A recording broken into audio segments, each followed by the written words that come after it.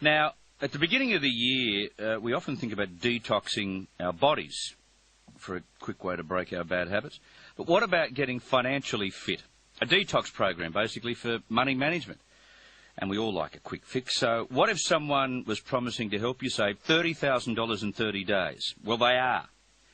Wilson Luna and his wife have devised the 30-Day Challenge, which is a program that basically gets you into shape to change your financial situation. Think of them as money coaches. And Wilson joins me in the studio right now. Wilson, thank you for coming in. Thanks for having us on the show, Chris. That's okay. Do you like a good cup of coffee? Oh, absolutely, mate. Never say no. All right. He's in the line with the other 14 people in the building. That's okay.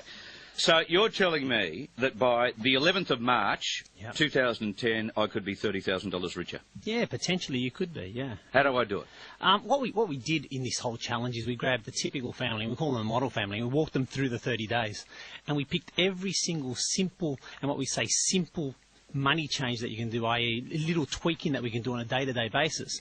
And primarily by doing these changes, this family managed to save over $30,000 in 30 days. Now, that's annualised $30,000, obviously, but over the 30 days. So we start off every single day. There's a challenge. Every single day there's also an interactive portion of it where primarily we'll come out there via the wonders of the internet world, and we'll personally coach you through that day. So if you've had problems with the challenge of the day, we'll get in there. We'll give you a few little tips extra to hopefully get you over that hurdle, and hopefully that makes the difference. And over the 30 days, you've got your own track. Hang on.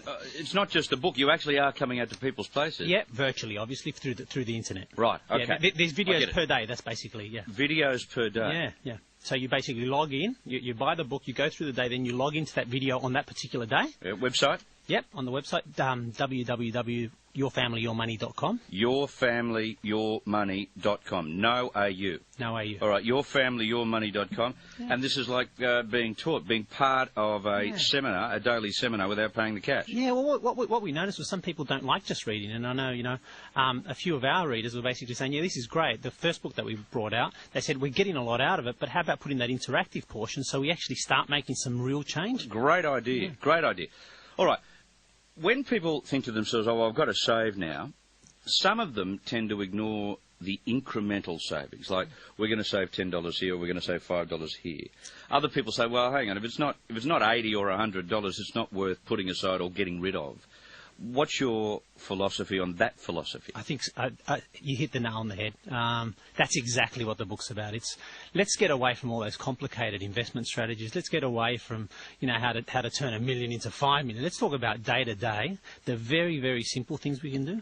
Those little things like drop one takeaway cup of coffee a day, which potentially could be $3, $4, depending on what it is. By 5 days, we've already got 15. By 52 weeks, we've pretty much got $750, $800, depending on how much. Yeah, right. So okay. If you extrapolate it to the year, you're actually saving decent money, aren't Absolutely, you? Absolutely, yeah. Even if it's only $3. What about grocery lists? Let's just pick and choose certain subjects here, some areas. Okay, groceries, perfect example. How much do we waste in the kitchen every single week? Stuff we throw out.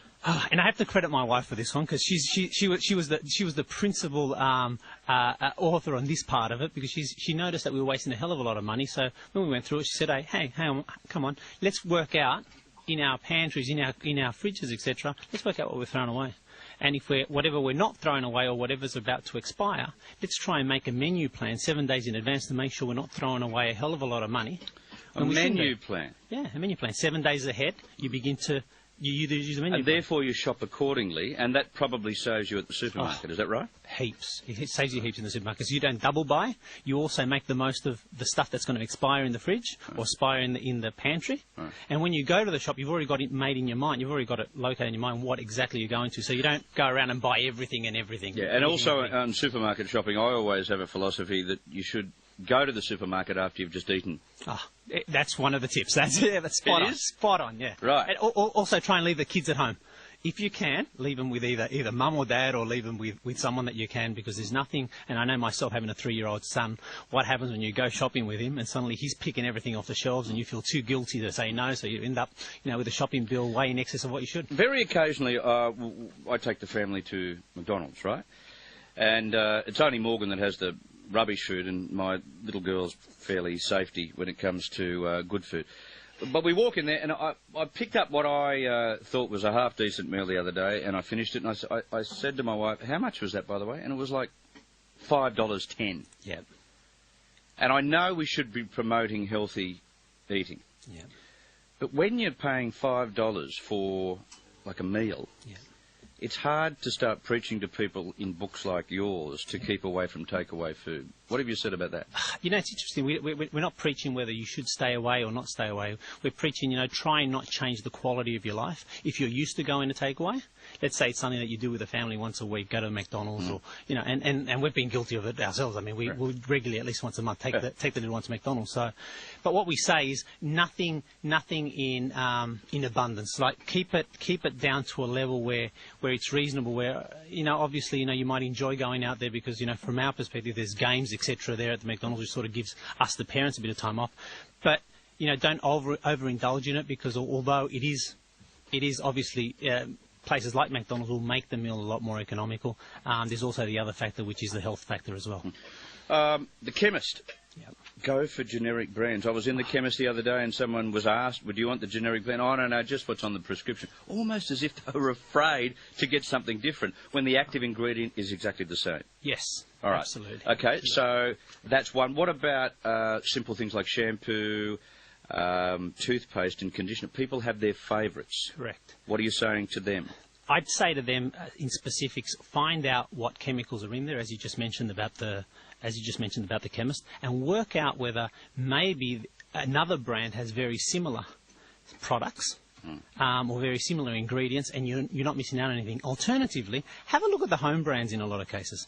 And the reason why I say that is because we've never really seen a home brand factory, because the truth of it is they get manufactured in the same places. Right. A home brand factory. So in a lot of cases, you know what, home brand generally will make, the same factory will make it for a couple of brands and just label it differently. So not in all cases, but in some cases anyway. Can you sense that aroma?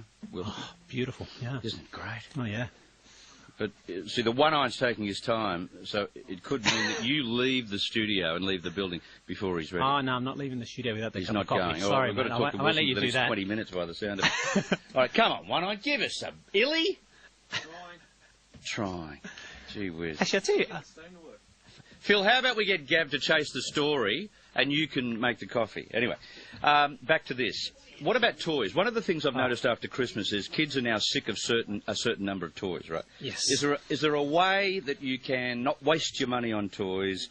I don't know, maybe keep some away, or what do you do? One great suggestion is the following, particularly over Christmas, like you mentioned, kids will usually get an overstock of toys, particularly from their grandparents and everyone else related. And what we generally suggest is try and put them away for the whole year, because a child, there's nothing worse than confusing him. If he's got too many options, he generally will not, he generally won't play with any of them because he gets so confused with the options. So put some of them away and see whether it's not an idea. And these are not for everyone, but depending on their age, start bringing them out during the year. So maybe you bring out, one toy every 2 months. Rotate them, keep their interest at the same time, and get value for your money. Absolutely. All right, what about eBay? You suggesting people should go to eBay? Oh, yeah. Because we pulled out a whole heap of stuff on the weekend from the storeroom, and there are things that we would put...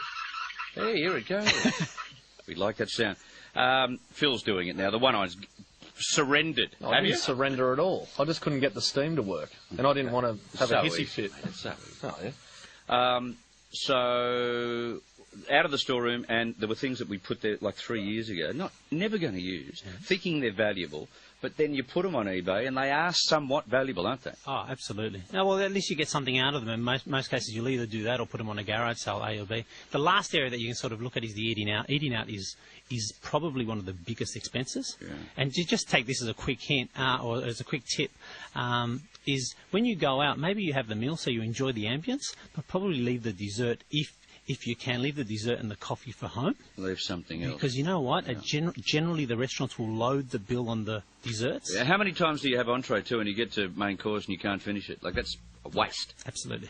That's a waste. It's all good stuff. Simple, but all good stuff. And the interactive part is something really special. It's a world's first. Yeah, it's actually world's a world's first. Yeah. Fantastic. 30-day challenge, it's called. Your Family, Your Money. The website, yourfamilyyourmoney.com. Anna Laura and Wilson Luna. You've got your coffee too, by the way, just in time. Well done, Wilson. I knew I wasn't going to run out. You earned it, mate. You earned it. We love those tips. Thank you for that. 3 minutes to 2 o'clock. This is Chris Smith at 2GB.